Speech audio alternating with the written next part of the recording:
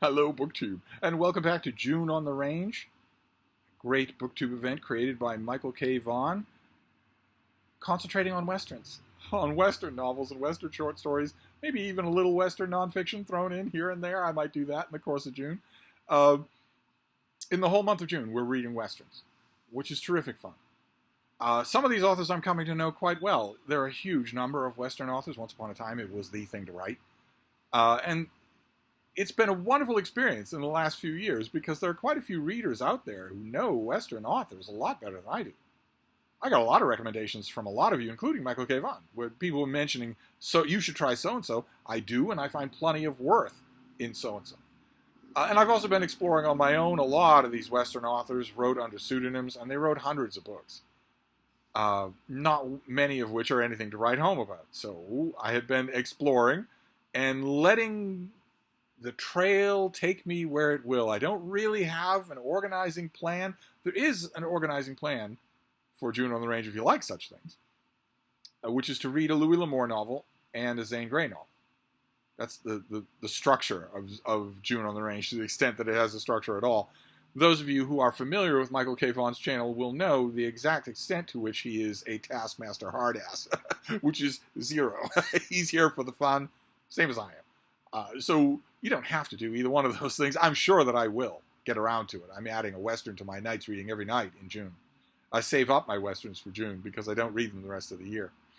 And last night I returned to an author that I'd read before, the night before, William MacLeod Rain, who was born in Britain, but came to the United States when there was still a frontier, came to the Western frontier when it was still recognizably the subject of the novels that we're reading. So he experienced it. Plenty of Western authors did not. They experienced a modern version, an air-conditioned version, a trailer version. He experienced the real thing. To some extent, he did. A classic spectacle-wearing bookworm who went out and explored the actual West, saw herds of buffalo, saw Native Americans before they were entirely penned in by the U.S. government, met actual cowboys and lawmen and whatnot. But he was writing at the turn of the 20th century, and that has a narrative style all its own. It's a lot to ask that not only would he put his books and his comforts behind, but also that he would anticipate the reading tastes of a century in front of him. So you have to factor that in when you're reading William MacLeod Rain. You have to factor in that he's writing for a different time period. That wasn't so obvious with the last book that I read, which was also by him. But last night's reading, yeah, it was very, very obvious. I read A Texas Ranger, which is not really a book. It's two novellas about the same character, Steve Frazier. Two novellas lumped together in one book. They're not all that connected to each other. It's easily possible to read either one of them as a standalone. The first one is almost a William MacLeod Rain rom-com. Frazier is a Texas Ranger. He's been sent. There's a dangerous gang. He has been sent to deal with them. One town, one ranger. He's been sent to deal with them. It's just assumed that he will be able to handle things. He's the law. He's young-ish. He's good-looking. He's got a lot of bravado. He's got a lot of self-confidence, well past the point of conceit. And in the first novella, he meets a young woman who tries to hold him up at gunpoint to steal his horses out of desperation. Turns out she's not a hardened criminal. She's stealing them out of desperation, and he quickly gets the better of her, and it leads to a kind of flirtatious 1930s Cary Grant, Rosalind Russell type thing. Fairly harmless, unless you're way over, unless you go in looking for trouble, looking to be offended, then it's fairly harmless. In fact, there are a couple of moments in that first part of the book where there is genuine comic timing, where some of the scenes, some of the one-liners, some of the characters end a tense moment or a bit of action with a one-liner, and some of those still land. Even after all this time, I have no idea when this book came out, but it had to be in the 1930s. And some of the humor and the humorous pacing, the humorous descriptions especially, still work. The second part of the book is not quite as pitched for humor as the first part. Still has funny bits in it, but it's a little tenser, a little more action. I thought a little more satisfying in terms of a pure Western. But I wasn't I wasn't ultimately satisfied with this much at all. I liked both parts; they were harmless, but I wanted either one of them.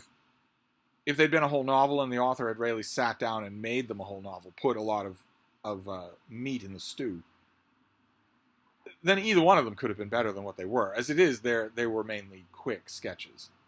I don't imagine that this author, he resisted in his life. He resisted the idea that he was an opportunist. He resisted the idea that he was, our word would be a hack. He resisted that idea a lot. He was, I gather, a little pretentious, or maybe more than a little pretentious. He resisted the idea that he considered himself an artiste.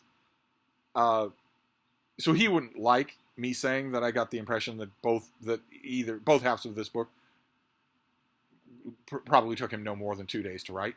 He would probably resist that idea. There'd be all sorts of creative agony involved, but I don't believe it. It was enjoyable. It was enjoyable and quick. A Texas Ranger. Steve Fraser is not all that likable, but he's not much of a character, so you don't think about him either way. I guess my main disappointment with both parts of this book is, although the main character, Steve Fraser, is a bit of a cipher, in books like that where the main character is often a bit of a cipher because the writers know what they're doing. Believe it or not, it's not ineptitude. It's that the writer knows what he's doing. He wants to make sure the reader can identify with the main character, and that means making the main character as wide open as possible to interpretation. You don't want to rule out identifying for many readers. So the main character tends to be a cipher. But in a lot of books that have that flaw, some of the secondary characters steal the show. They come forward. They are where the author gets to work on character. There's where the author gets to create things. And that doesn't really happen in this book at all. So I wasn't overly impressed. We'll see. I'll toss another a Western on the pile for tonight, and we'll see if maybe something is better. Tonight there's a main candidate in mind. It'd be a reread, but I hear a siren coming. We'll see if it comes closer without being shot.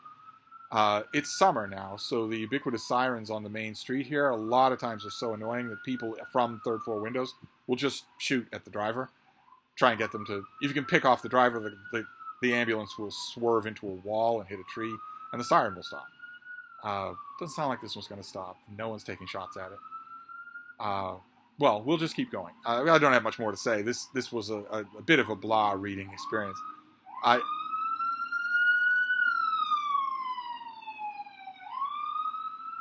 Key thing I want you to remember, that's going to go on all summer. The key thing I want you to remember, I've said it a million times on this channel, there is no emergency. There is no emergency. That siren is a lie. If the ambulance is running its siren, it can blast through intersections without waiting on lights. That's the only reason they're doing it. There is no emergency. There would be no one left alive in all of New England if there were an emergency every time that happens. Just those of you who worry, I know some of you worry, there's no emergency. No one is dying. No one is hurt. There are no fires. Nothing. It's just stoplights. That's all. But anyway, I don't really. We need not have waited for the siren because I don't have anything much more to say about this. There's no colorful writing aside from the funny bits, the humor. There's no drama to speak of. There's never any hesitation or thought in your mind that Steve Fraser will not prevail. That's not even a thought. That never comes up. This was meant to be a lark. Both parts of these were meant to be a lark. This little book, Texas Ranger, was meant to be a lark, and it was. I didn't dislike it, but it's the first. I don't know what to do with this author. I think I will. That in the month of June, I will read a lot of this author. I may even toss another one of his on the pile for tonight instead of the book I have in mind, just to see if I can get a hint of his range. Reading a bunch of books consecutively by him might be a good way to do that. So that is my June on the Range for this time around. A Texas Ranger. So I will wrap this up. It's not exactly an exciting update, but maybe we'll have better luck tomorrow. So I'll wrap this up for now, and I will see you then. Thank you, BookTube.